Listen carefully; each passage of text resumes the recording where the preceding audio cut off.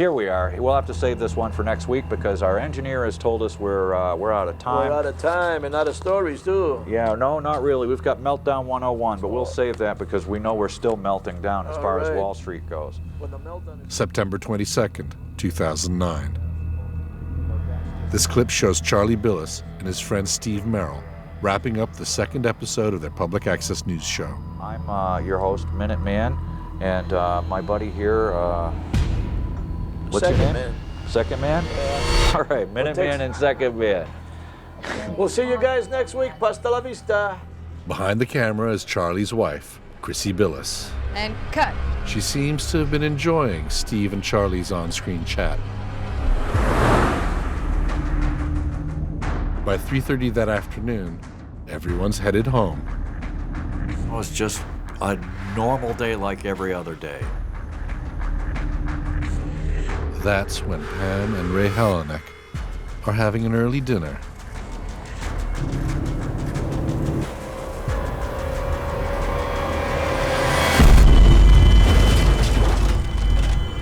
And hear that terrible crash in front of their house. 911, what's the nature of your emergency? By the time Ray reaches the car, others from passing vehicles are dragging someone out. There was all kinds of commotion. People were all around. It's Chrissy and Charlie Billis, and they've been in a horrific accident. We lived here since 1971, and we've never seen anything like that before. Chrissy seems okay, but Charlie wasn't wearing his seatbelt. His legs are crushed. Emergency responders are eventually able to free him, and they rush the couple to the ER.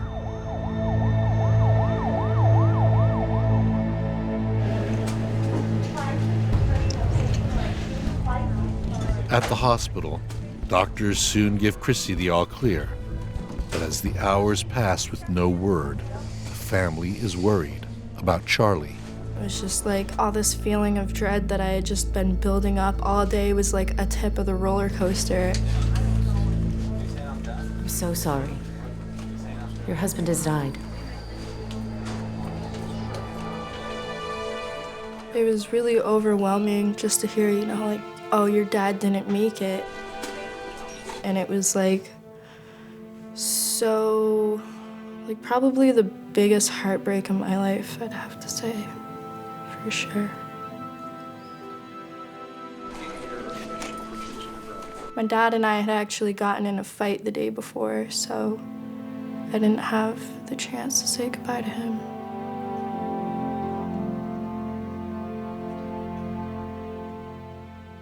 The fun-loving Joker, seen in the NEK TV videos, will be much missed.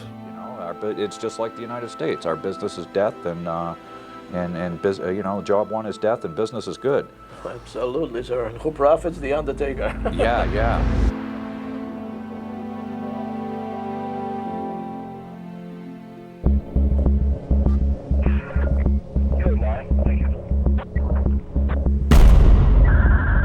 As with any fatal car crash along a state route, Vermont State Police arrived to investigate. There wasn't any evidence of anything found in the roadway that would have caused her to swerve. There were no skid marks on the roadway. The investigators are left scratching their heads. Chrissy has managed to crash into the only tree along that stretch of road for at least a mile in either direction.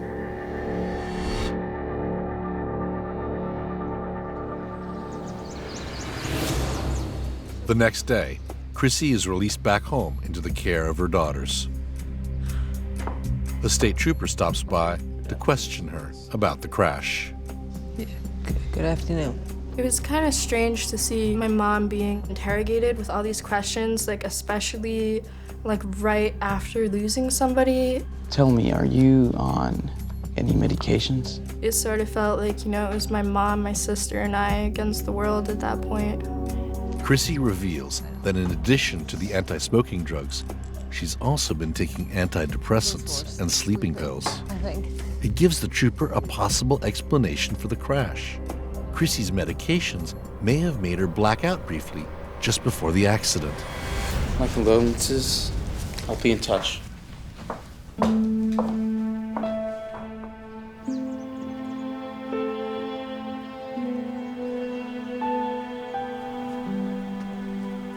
Within days of Charlie's death, family and friends gather to pay their respects.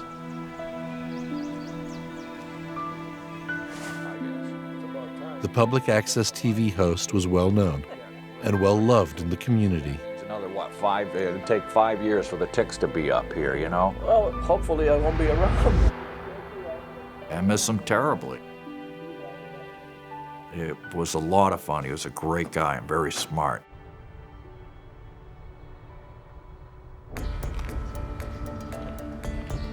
Nevertheless, 8 days after Charlie's death, Steve Merrill returns to screens with It's News to Us, Just 7 days. with a new co-host. Where my co-host Charlie Billis was killed just after he left the studio in a horrible car crash. And for Charlie, if you're watching, this show's for you. And let's see, we'll start off with the biggest non-news news story that hasn't, it involves Vermont. After breaking the tragic news to viewers, Steve forges ahead with the program. After all, the show must go on.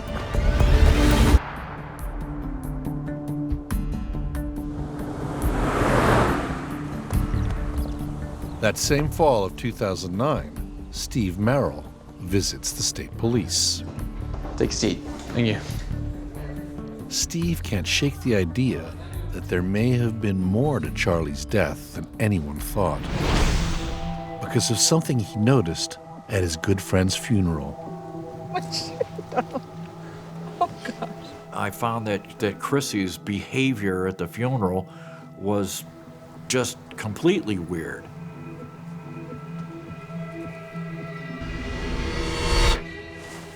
You know, there wasn't like even a tear there. And there's something else. Steve tells them about an odd conversation he and Chrissy had about a month before the accident. I was telling Chrissy about a friend of mine. His wife had a car. The car was a lemon.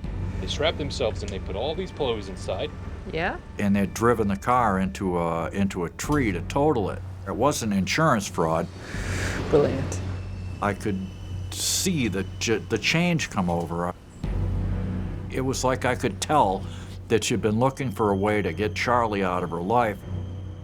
But it's a big accusation, and police have nothing to go on but Steve's suspicions. After someone broke in and stole electronics. It's been 10 months since Charlie Billis made his last appearance on NEK TV. Yeah, would the guy come back for more? Absolutely. He You forgot know, something? you must have heard about always returning to the scene of the crime. This is a true. Chrissy decides it's time to stop grieving and look to her future. After all, she's still only 43 years old, so she tiptoes into the world of online dating. My mom is someone who wants to care for other people, and I felt like maybe she was looking for that again. And before long, she finds an interesting match that will quickly change her life. His name is Kevin Leland, and he's just moved to the Vermont area. On this particular website, they rate you as far as a match is concerned, and it turned out we're a very close match. 98% is kind of uncommon. We had a very similar sense of humor. Yeah, afternoon was good. Yours? Over the next 3 weeks, Chrissy and Kevin get to know each other better. We had a instant message conversation, and that's when she mentioned that she lost her husband in a car crash. I did feel horrible to think of losing a husband, losing a spouse that way.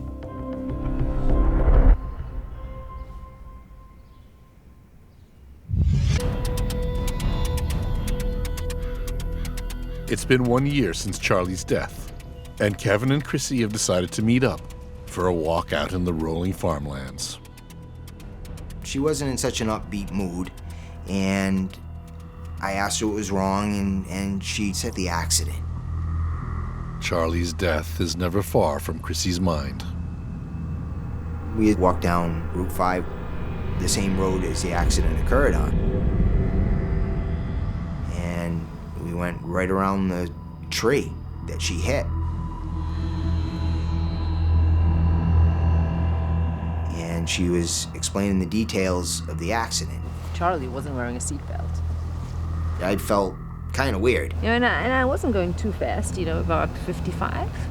Before long, Chrissy is confiding in Kevin about her marriage to Charlie. Even though as much as I didn't want to hear the gory details, I want to know. Okay, he was abusive. To me. To the girls. I was devastated hearing this. You know, my breath stopped. And she talked about feeling guilty about the accident, you know. And I said, of course, you know, you're gonna feel guilty. It's, you know, natural. But it wasn't your fault. She was, no, you don't understand. No, I did it on purpose. I killed him on purpose. And I'm like, wow. I was shocked. I did realize I just became a witness to a murder. I was tangled up with somebody that I would really rather not be tangled up with. Why would Chrissy Billis, Charlie's wife of 17 years, crash the car on purpose? Kevin knows he should go straight to the Vermont State Police, but first, he decides to try and get further proof. I didn't expect to be believed just telling my story without any kind of backup evidence. I decided I was gonna put a digital recorder in my pocket and set up another meeting with her and get her to confess. Hi. When he shows up at the Vermont State Police the next day, he plays a recording that will startle detectives. I killed him, but I love that man very much. I wasn't about to let anyone kill me.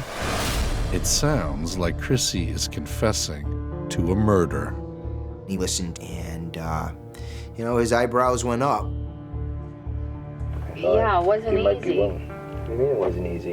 It wasn't easy. You can't just go kill somebody and, like, okay, whatever. And I don't care what they say in the movies.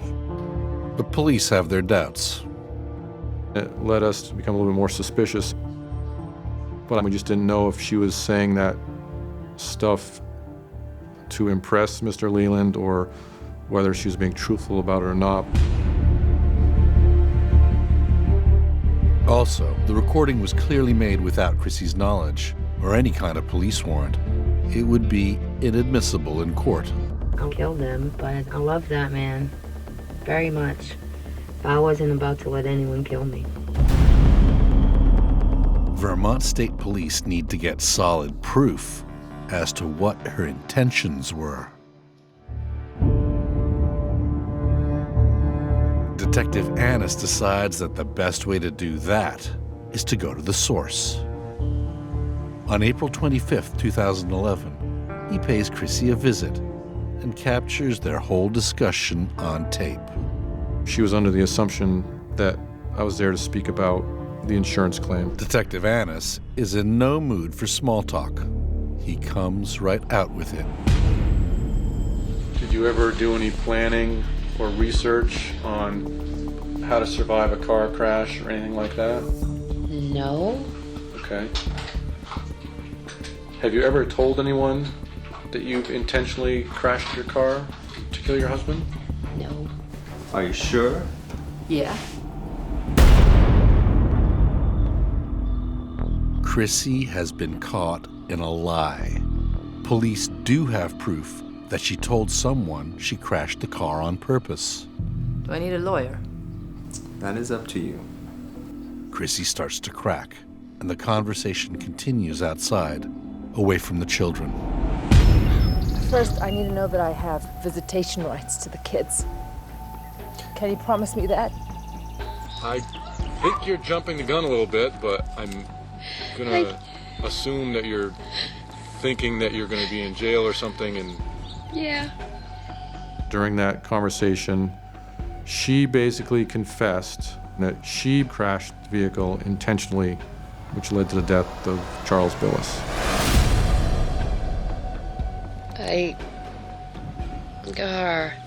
I didn't exactly pass out at all at any point.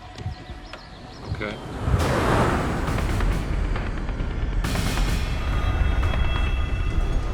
Sure, honey, I told you before, okay? I'm getting the money from the government. We were driving home, Are you ever gonna get a job? Get off my back, we're fine. and he flipped out on me. We're not fine. What the hell are you doing? Just shut up. You're supposed to be quitting. Yeah? Well, it pisses you off. I cannot live with the smoke in the car. Look where you're driving, man. Yeah, just shut up. Well, we got to the farm, and I saw the tree, and I knew it wasn't gonna move when I hit it. And the crazy part is that was the most beautiful thing I've ever seen in my life. Was that tree coming at me. What are you doing? What are you doing?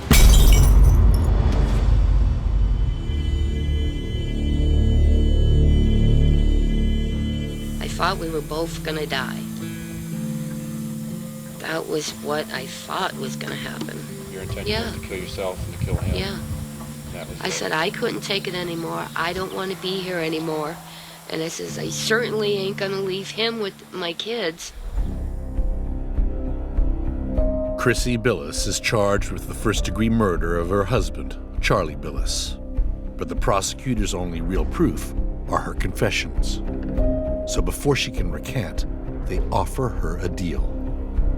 In July of 2012, Chrissy pleads guilty to manslaughter and is sentenced to 15 years in prison. Chrissy's claims of mental abuse at the hands of Charlie are never proven.